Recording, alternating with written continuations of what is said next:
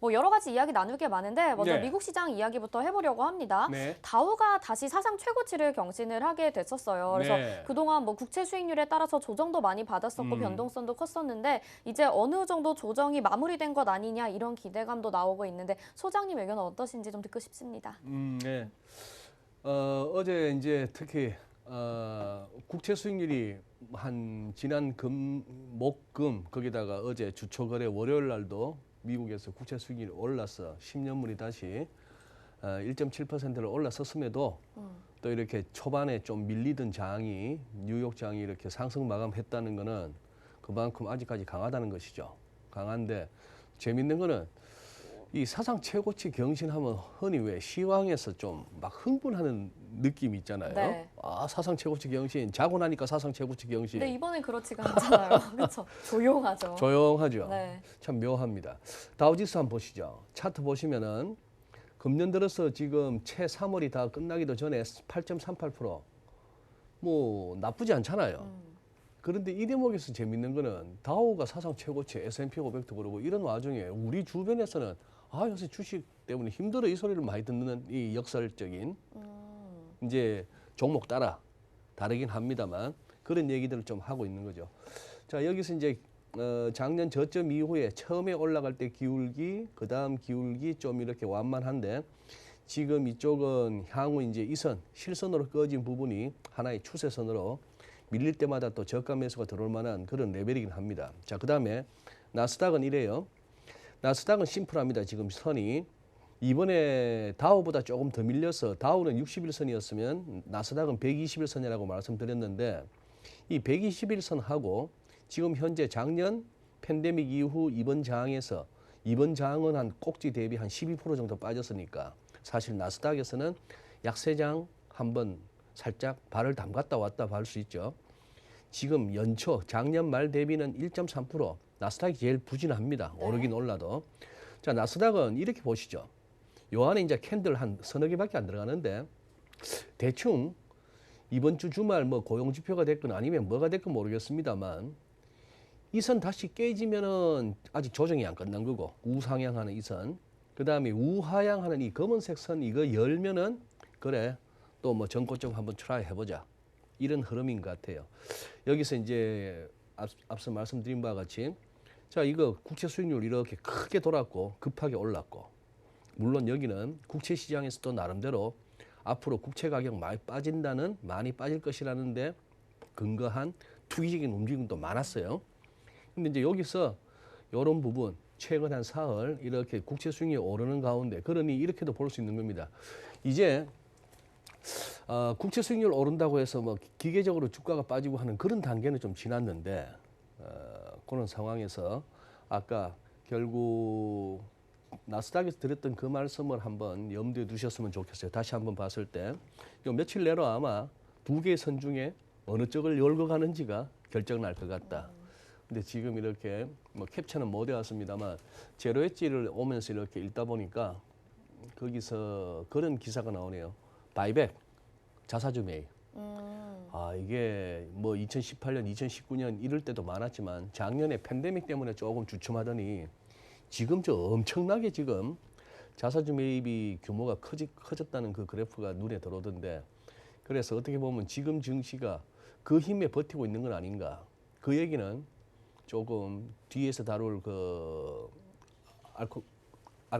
알키고스하고 연관시켜서도 본다면은 미국 주식 하면서 아무 주식 할 게 아니고 그나마 좀 우량주라 할 만한 것들만 손대야겠다는 생각은 듭니다. 그래요. 네. 네, 알겠습니다. 자, 그럼 국내 증시 좀 살펴볼까 봐요. 네. 말씀하신 것처럼 뭐 저희가 앞에서도 살짝 다루긴 했는데 이 블록딜의 영향 때문에 국내 증시에도 영향이 있지 않을까 좀 우려스러운 목소리도 나왔는데 예. 지금 국내 증시는 아시아 증시 중에서도 가장 좀 좋네요. 활발하게 움직이고 있는 모습을 보여주고 있습니다. 시장이 그동안 좀 횡보하는 모습, 네. 박스권이었는데 맞아요. 이제 상승으로 재개된다라고 봐야 될까요? 일단 오늘 흐름은 봐서는 외국인하고 기관이 이제 같이 모처럼 순매수를 보이고 있죠. 네. 그런 가운데 했는데 그래서 이제 제법 그거 했습니다만 이렇게 차트를 펼쳐놓고 보면은 아직까지도 지금 이제 새로운 국면으로 접어들었다고 하기에는 좀 미진합니다. 지금 화면에 나오는 게 코스피 일간이죠. 한 1시간 전의 모습인데 지금 보시다시피 5일선, 21선, 61선 이렇게 막 뭉쳐서 있다가 61선을 제가 조금 굵게 표시했죠. 요걸 다시 올라설까 말까 이제 가늠하는. 근데 지금 아래쪽에 보면은 거래량 지표를 보면은 요즘 워낙 거래가 급감했다는 게 좀 보이고, 그러나 이제 MACD 같은 경우는 제로를 하회하기 전에 다시 매수 신호가 나오는 거는 긍정적입니다. 요거는 뭐 다시 한번 위로 한번 시도해 보겠다는 시장의 기운이 느껴지고, RSI도 뭐 중립적인데, 코스닥도 보시면 진짜 이 60일 이평선에 완전 붙어 다니죠 지금. 네. 코스닥 끝부분에 이런 상황입니다. 이런 상황이고, 코스닥도 지금 거래는 조금 부진한 상황. 그러니 이때 뭐죠? 거래가 빵 터졌던 이 무렵 2월 중순, 하순 이 무렵에 보니까 한번 여기서 선수들은 다 나왔다고 볼 수 있는 거죠. 그런 상황이고, 저는 막 이렇게 한번 보겠습니다. 어떻게 무슨 이유로 그런지는 모르겠으나 지금 이걸 봤을 때 주간 차트 그동안 이 시간을 통해서도 몇 번 말씀을 드린 것 같은데, 작년 팬데믹 저점 이후에 이 올라오는데 작년 여름에 10월 말까지 이 지지부진했던 이 조정 장세, 약간 파란색으로 이렇게 음영 처리된 부분, 그리고 나서 11월부터 바짝 당겨서 1월 11일까지 한번 확 올라왔잖아요. 네. 그리고 나서 지금 이 흐름, 이 두 개 다 흔히 말하는 패턴으로 봤을 때는 이게 쭉 꼭지 찍고 끝났다는 느낌은 안 들어요. 자, 그 이유는 잘 모르겠어요. 무슨 뭐 경기가 좋아져서 실적이 좋아져서 아직도 들어올 돈은 많았어 뭐 등등이 될 수가 있겠는데, 이렇게 보면은 위클리 같은 데서 MACD나 RSI 보면 이제 막 매도 신호가 나오고 과매수에서 꺾이고 이런 양상입니다. 거래량도 줄어들고 있고, 이 아래쪽에 기술적 보조 지표들을 보고 있으면은 불안한데, 우선 여기서 20주 이평선 빨간색 선이 너무 꼿꼿해요. 네. 그죠? 꼿꼿하게 올라오면서 저기쯤 가면 또 잘 안 빠질 것 같은 느낌. 그래서 그냥 이렇게 한번 자꾸 말씀드립니다. 이유는 모르겠으나 혹시 좀 남아있는 거 아니야? 한 번 더. 여기서 흔히 말하는 1파, 그리고 여름부터 10월 말까지 2파 옆으로 기는 조정, 그리고 이번에 3파가 3266에서 지금 그리고 나서 조정 다음에 한 번 더 나와야 되는 거 아니야? 이제 파동쟁이들은 또 그런 얘기해요. 그놈의 5파는 원래 없어도 되는 파동인데. 그놈의 5파는 없어도 되는 파동인데 막 미련 때문에 하다가, 자, 그래서 이렇게 한번 해봅니다. 자, 이거는 나중에 혹시라도 이 상황이 온다면은 다시 한번 오늘 방송했던 걸 그때 한번 상기해 볼 필요는 있는데, 될지 안 될지는 모르겠습니다. 될지 안 될지는 모르겠는데, 우선 여기 1월, 2월, 3월 월간 차트로 보면은 캔들이 좀 심란하죠. 윗꼬리가 쑥쑥 달리고, 그래서 우왕좌왕하는 그런 모습인데, 그냥 한번 2018년 2월 자꾸 말씀드리죠. 전 세계 증시가 펀더멘털리는 그때 한계였어요. 그때 훅 꺾였고, 그 이후로 우리는 이러다가 겨우 올라왔지만, 미국 같은 경우는 2018년 고점을 일찌감치 올라서고 했지만 어떻게 보면 돈의 힘이 컸고, 그러나 기술적으로는 어쨌거나 여기서 한번 그동안 낙폭에 한번 피보나치를 끄보니 1.618배가 왠지 뭔가 신경이 쓰이는 거예요. 여기 가야 제대로 꺾이는 거 아닌가 싶은 생각이 드는 겁니다. 그게 이제 러플리 한 3,310에서 20 사이. 뭐 보수적으로 보면 3,300은 그래도 건드려야 되는 거 아니야? 그러면서 적어도 빠지려면은 단숨에 빠지는 것보다 이런 식의 어떤 RSI 보세요. 더 올라가고 하는 와중에 RSI가 이렇게 웽웽거리는 가운데 고점이 낮아지고, 웽웽웽 올라가는 가운데 고점이 낮아지고, 이런 게 있어야 제대로 한번 조정다운 조정 오는 거 아니야? 여기서 바로 꺾이겠어? 한번 여기서 다이버전스 비슷한 거 나와야 되는 거 아닌가 해서 여기까지는 한번 좀 열어둘 필요는 있겠다 하는 생각. 그러면은 지금 대충 어제 정도 레벨에서는 한 10% 남았는데, 와, 이거 보고 예를 들어 지수 선물 가지고 선물하시는 분들 한 10% 남았다는 얘기인데, 투자해야죠. 투자 타이밍인 것 같은데요. 그걸 가지고 또 이제 그렇게 얘기하는 사람들도 있죠. 야 10%는 그냥 까치 줘라. 아. 까치밥 줘라. 네. 그 괜히 그 남아 있는 그 홍시까지 다 먹으려고 그 휘청 얄창얄창거리는 그 나뭇가지까지 올라가서 하다가 잘못하면 떨어지고 네. 설령 그거까지 먹으려고 하다 보면 그 잘못하면 똥 묻어 있다. 네. 그냥 10% 남은 10%는 까치밥 주는 게 건강에 좋다 그런 말도 있습니다. 네.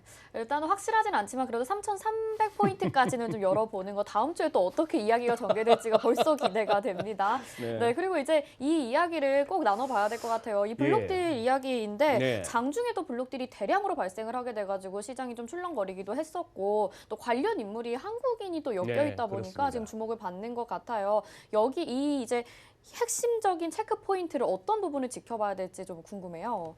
핵심적인 거는 B2입니다. B2. 네. 여기서 B2가 나오는군요. 네. B2가 나오고 공매도가 나오는 거죠. 여기서요. 네. 네. 그 두 개의 키워드인데 우선 기사의 흐름을 보시면요. 사실은 이 관련된 주식들이 그 블록딜로 체결됐다는 그 주식들, 그 종목들이 그렇게 지수에 막 영향을 미치는 대형주 이런 것들은 아니에요. 그런데 뭐라고 할까? 작전하기 좋은 주.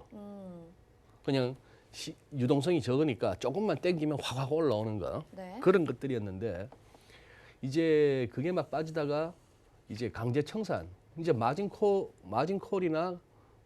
갖다가 이렇게 납입을 못했을 때 그냥 강제로 포지션 청산하는 그 메커니즘은 우리 시청자 여러분께서도 아실 테고.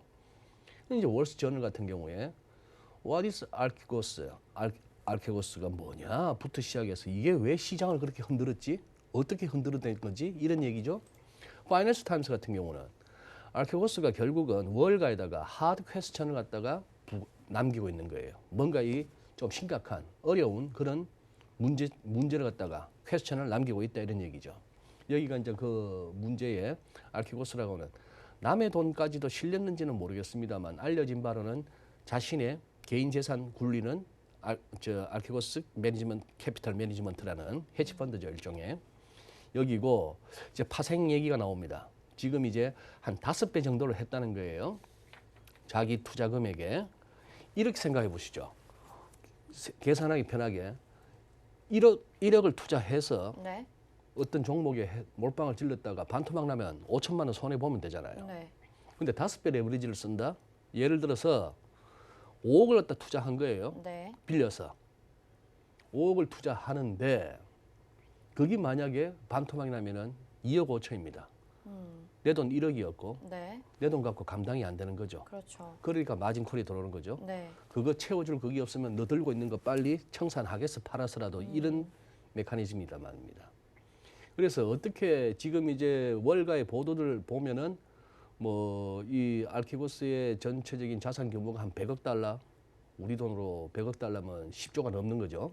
그 정도가 되는데 한 5배 정도를 했다는 겁니다. 그 얘기는 뭐 골드만삭스, 모건 스탠리 이번에 또 문제가 되는 노무라, 크레딧 스위스, 도이치뱅크 이런 데서 이제 신용을 낸 거겠죠. 그런 상황이고 조금은 더 우려되는 거는 그겁니다. 진짜 원금을 갖다가 그만큼 해서 투자를 했는지는 모르겠으나 차익만 갖고 결정하자. 마치 NDF처럼 원달러 시장에서 NDF처럼 달러원 시장에서 네. 100만 불을 사는 만큼 10매를 갖다가 주고 이런 게 아니고 계약만 하는 거예요. 서로 우리 한 달 후를 두고 베팅을 하자. 지금 얼마에 나는 사고 너는 팔았어. 한 달 후에 가서 그 시세 차익만큼만 정산하자. 이게 non-deliverable forward잖아요. 네. 원금을 갖다가 딜리버하지 않는 그런 것처럼 차익만 갖고 하자. 그런 상황에 어떤 거래일 의심도 하고 있는 중입니다. 그런데 이게 이렇게 됐다. 그러면 확 올라갈 때는 대박을 나는데 거꾸로 될 경우에는 근데 이게 아마 노출됐겠죠. 이제 노출되면 이런 식입니다. 예를 들어서 비아컴 CBS 같은 이제 여기는 CBS 방송국 알잖아요. 네. 그 관련 회사인데 CNBC에서 가져온 차트인데 금년 들어서만 100불 육박하던 게 지금 50불 아래로 내려왔으니까 반토막이죠. 또 이 차트도 굉장히 이 종목도 굉장히 언급됩니다. 텐센트 뮤직 엔터테인먼트 우리 무슨 멜론 비슷한 거. 그런 식으로 해서 쭉 올라갔다가 완전만 메가폰탑 나오더니 이날부터 해서 빠지고 이렇게 된 거예요. 이걸 갖고 또 이제 월가의 시티 같은 데는 야 이거는 저가 매수 기회야 이렇게 또 부추깁니다. 펀드 그런가요? 네. 뭐 그런 거죠. 자 그런데 펀더멘털 달라진 게 없어 이 종목에. 그러면 저는 이렇게 반문하고 싶었어요. 반문하고 싶어지는 게 이때 쭉 올라간 건 이 회사의 무슨 펀더멘털이 좋아져서 올라갔냐 그런 거죠. 네. 자 그 말은 결국 이 외에 또 뭐 디스커버리 같은 종목들도 한번 바로 앱에서 한번 검색해 보시면 또 반토막입니다. 그러니 이거는 어떻게 보면 이렇게 되는 거죠. 최근 들어서 미중 간에 무슨 뭐 갈등이 있고 기술주, 빅테크주들, IT 종목들에 대해서 이런저런 규제가 미국에서 중국에서 막 나온다는 우선 재료 측면에서의 조금 빠질 요인이 있었고 네. 그다음에 제가 자주 쓰는 표현으로 이 살벌한 여기 돈 놓고 돈 먹기 판에 이 패가 노출됐다고 한다면은 공매도 세력들 입장에서는 그래? 너 돈도 없이 그거 한 대여섯 배씩 해가지고 지금 이걸 끌어올렸니? 그럼 우리가 한번 밀어볼게. 너 그럼 어떡할래? 네. 이런 어떤 지금 싸움이 벌어지고 있는 겁니다. 그런데 지금 이거 갖다가 도저히 더 마진콜을 채울 만한 돈이 없으니까 이제 여기서 강제 청산이 이루어진 거죠. 그래서 이것이 무슨 소위 말하는 시장 전체적인 시스템적인 위기로 갈 것 같지는 않아요. 네. 그런데 이제 월가에서 자꾸 이것이 회자되고 무슨 파이낸스 타임스 월스트리트저널 이런 데서까지 연일 기사가 나오는 거는 뭐가 겁이 나서 이런가 하면은 그거죠. 여기뿐일까? 아, 다른 곳도 분명히 장- 이런 곳이 있을 작년 것이다. 이후에 네. 그 막 치고 올라왔던 여러 가지 차트를 종목들이 보면 있죠. 엄청난 네. 그인데 과연 이 알케고스라고 하는 이 개인 재산 굴리는 이 헤지펀드만 했을까? 만약 딴 데도 그런 게 있었다면은 또 불거질 수도 있는 거 아닌가? 그리고 이제 은행들이 이제 좀 조심할 것 같네. 뭐 이런 생각. 그리고 규제 당국도 들여다보기 시작한다는데 이런 이제 약간 찜찜함이 남아 있는 겁니다. 말씀하시는 걸 들어보니까 테슬라가 생각이 나죠. 그러니까. 당연히 너무 많이 상승을 하기도 네. 했었고 또 국내 투자자들도 이렇게 보면서 나스닥은 올라가는데 테슬라는 또 주가가 오르지 않는 날도 맞아요. 있거든요. 그래서 테슬라는 또 어떻게 보시는지 짧게 좀 말씀 부탁드릴게요. 우선 이거 보시죠. 최근에 폴크스바겐하고 테슬라하고 차이. 최근 1년 동안에 딱 느낌이 오죠.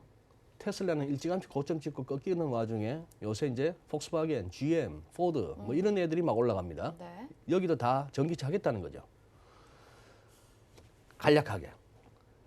그러면 이번 파동, 작년 11월 이후 이 파동에 대해서는 조정 다 받을 만큼 받았네. 네. 됐네. 그러면 가자. 가능한 시나리오. 그러다 우리 돈 누나는 뭐 계속 2025년 3,000불 간다고 참 해맑아요. 요즘 너무 좋을 것 같아. 행복하고 찾는 사람도 많고. 근데 다르게 한번 볼까요? 지금 얘도 지금 뭐 5주하고 20주가 막 이렇게 뭉쳐 있는데 이렇게 피부나치 이렇게 끄면 이렇게 1파, 2파, 3파, 4파, 5파 개별 종목에다 파동을 재는 거는 좀 되는 거는 위험합니다만 이거 다 끝나고 전체적으로 조정받는다면 1차적으로 38.2% 조정받고 기술적 반등 나왔다가 한 50%나 61.8% 가야 이거 조정 끝나는 거 아니야라고도 생각해 볼 수 있는 겁니다. 그렇죠. 네. 그래서 지금 테슬라는 두 가지 시각이 다 가능합니다. 예. 이것이 또 어떻게 보면은 아까 말씀드린 나스닥에 며칠 내로 위가 열릴까 아래로 다시 꺼질까를 결정하는 변수가 될지도 모르겠네요. 네.